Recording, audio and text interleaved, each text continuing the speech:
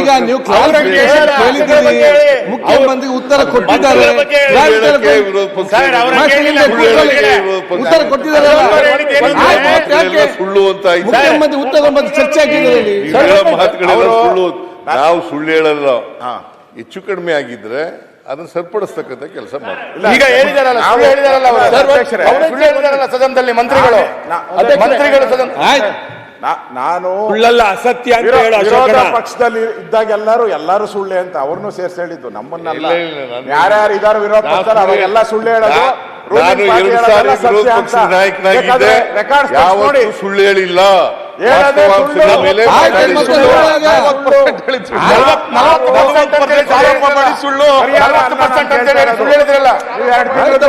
ನೀವೆಲ್ಲ ಯಾಕೆ ನಿಂತಿದ್ದೇವೆ ಮಾತಾಡುವಾಗ? ಕೂಗಲಿಗ ಕೊಟ್ಟಿಲ್ಲ ಅಂತಲ್ಲ ಸುರೇಶ್ ಅವರೇ, ಈಗ 2 ತಿಂಗಳದು ಕೊಟ್ಟಿಲ್ಲ ಅಂತ ನಾವು ಪ್ರಶ್ನೆ ಅಲ್ಲ ಅವ್ರು ಕೇಳ್ತಾ ಇರೋದು. ಅವ್ರು ಹೇಳಿದ್ರು ನಾವು ಕೊಟ್ಟಿಲ್ಲ ಅದಲ್ಲ. ನಾವು ಇಲ್ಲಿ ಈಗ ಅವರು ಸುಳ್ಳು ಹೇಳಿದ್ದಾರೆ, ಇಲ್ಲಿ ನಾನು ದಾಖಲೆಗಳು ಕೊಟ್ಟಿದ್ದೀನಿ.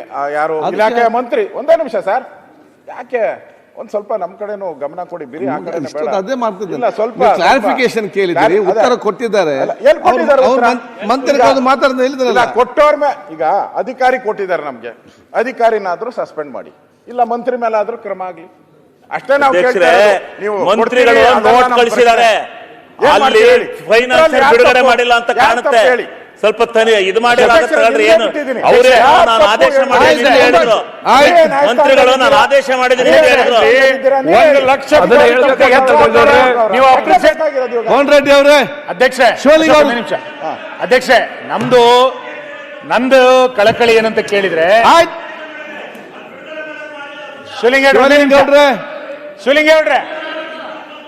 ಒಂದ್ ನಿಮಿಷ, ಶಿವಲಿಂಗೇಗೌಡ್ರೆ ಸರ್, ಮಾನ್ಯ ಅಧ್ಯಕ್ಷೆ, ನೀವು ಸಭಾಪೀಠದಿಂದ ನಮ್ಮ ರಕ್ಷಣೆಗೆ ಬರಬೇಕು, ಸದಸ್ಯರ ರಕ್ಷಣೆಗೆ. ನಾವು ಈ ಸದನವನ್ನ ಅತ್ಯಂತ ಗಂಭೀರವಾಗಿ ತೆಗೆದುಕೊಂಡಿದ್ದೀವಿ. ನೀವು ಪ್ರಶ್ನೋತ್ತರ ವೇಳೆಯಲ್ಲಿ ಸಚಿವರು ಬರಲ್ಲ, ನಮಗೆ ಸಿಗುವಂತ ಒಂದು ಅಪರೂಪದ ಪ್ರಶ್ನೆಯನ್ನು ಕೇಳಿದಾಗ ಸಚಿವರು ಇಲ್ಲಿ ಸಿಗಲ್ಲ, ಉತ್ತರನೂ ತಪ್ಪಾಗಿ ಕೊಟ್ಟಿದೆ ಅಂತಂದಾಗ ಯಾರ ರಕ್ಷಣೆಗೆ ಬರಬೇಕು? ನೀವೇ ರಕ್ಷಣೆಗೆ ಬರಬೇಕಾಗಿರೋದು.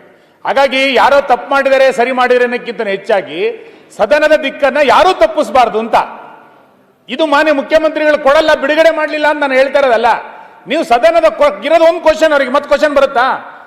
ಹಿಂಗಾಗಿ ನೀವು ಸಚಿವರುಗಳು ಇರೋಂಥ ಟೈಮ್ ಟೇಬಲ್ ಸಚಿವರುಗಳು ಬರಲ್ಲ, ಹಾಜರಾತಿ ಇಲ್ಲ, ಇಲ್ಲಿ ಉತ್ತರ ಕೊಟ್ಟಿದ್ದನ್ನ ಉತ್ತರ ಕೊಡಲ್ಲ, ಉತ್ತರ ಕೊಡಿ ತಪ್ಪು ಕೊಡ್ತಾರೆ, ಇದು ಸರಿಯಲ್ಲ. ಅದಕ್ಕೆ ಆ ಪೀಠದಿಂದ ಒಂದು ಎಚ್ಚರಿಕೆ ಕೊಡಿ. ಆಯ್ತು, ಈಗ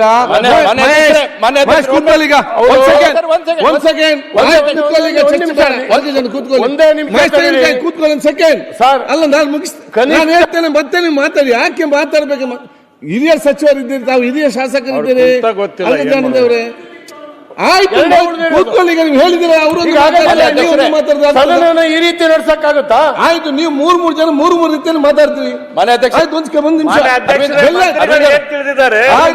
ಗವರ್ನೆನ್ಸ್ ತಮ್ಮ ಕೆಲಸ ಅಲ್ಲ, ಆಯ್ತು ಮಹೇಶ್, ಒಂದು ನಿಮಿಷ ಮಹೇಶ್, ಒಂದು ನಿಮಿಷ ಆಯ್ತು, ಒಂದು ಸೆಕೆಂಡ್.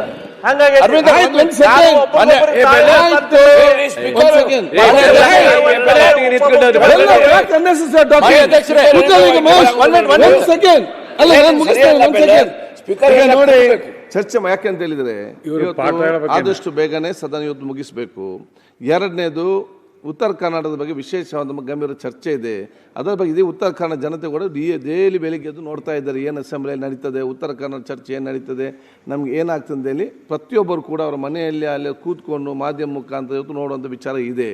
ಈ ಒಂದು ಸಂದರ್ಭದಲ್ಲಿ ತಾವು ಮೊನ್ನೆ ಆ ಒಂದು ಪ್ರಶ್ನೆ ಮಹೇಶ್ ಕೇಳಿದ ಪ್ರಶ್ನೆಗೆ ಮಂತ್ರಿಗಳು ಕೊಟ್ಟಂಥ ಉತ್ತರ ವಿಚಾರ ಸಂಬಂಧಪಟ್ಟ ಹಾಗೆ ಅದು ತಪ್ಪು ಮಾಹಿತಿ ಹೋಗಿದೆ ಅಂತ ಹೇಳಿಕೊಂಡು ತಾವು ಒಂದು ರೇಸ್ ಮಾಡಿದ್ರಿ. ಇದರಲ್ಲಿ 2 ಅಂಶ ಇದೆ.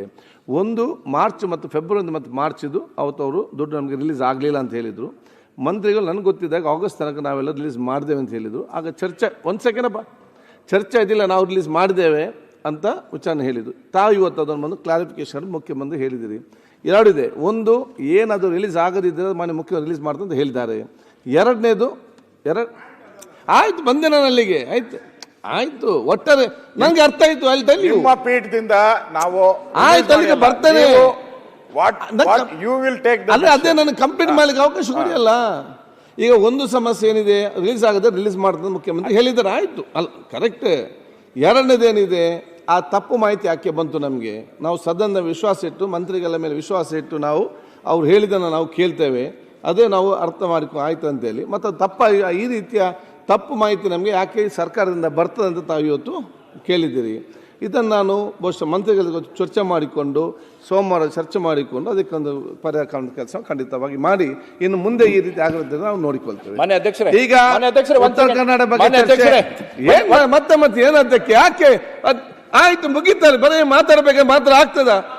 ಆಯ್ತು ಇದು ಮುಗೀತು, ಮತ್ತೆ ಬೇಡ ಸಬ್ಜೆಕ್ಟ್ ನೀವು ಕೇಳಿ.